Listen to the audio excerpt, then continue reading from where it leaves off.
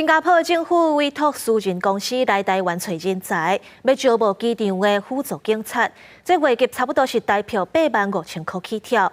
不过人力银行业者表示，国外来台湾学人才，咱国内欠工的问题可能会更加严重。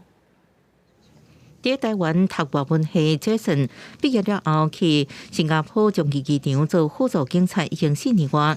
伊表示，关薪水是吸引力，同时也想要在世界一流的机场食头路，拓展国际观。主要的工作是在机场，那每天的任务不一样，有时候会在出境大厅负责检查所有旅客的护照还有登机证。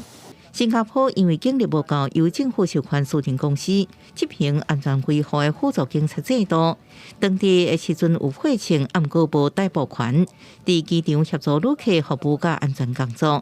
这摆来台湾招募，按算要招30到50人，一个月薪水差不多台票85000。另外提供大家食甲另外奖金。航空培训机构分析，台湾人才优势伫语文能力甲服务态度。这一次我们针对薪资的部分跟福利部分增加了很多，因为大家知道现在大缺工潮，所以新加坡也希望有更多的台湾人去服务。疫情了后，各国拢面临欠人，像国际人才，甚至连都要毕业的大学生，那实习表现真好，拢会互企业预定。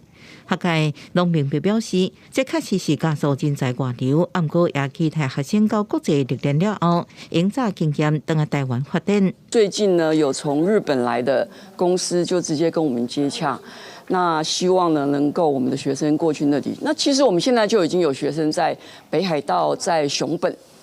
甚至于在这个澳洲都有在实习了。本土的观光业者应该要寄出一些更优渥的一个薪资跟更好的这种员工福利条件，甚至整个这个工作环境更友善于这个求职者。找头路人去国外工作，一定要确认有合法工作签证，另外也要考虑当地薪水不低，应评估未来职业规划，检视出国找头路是不是在履历顶悬有加分的作用。记者综合报道。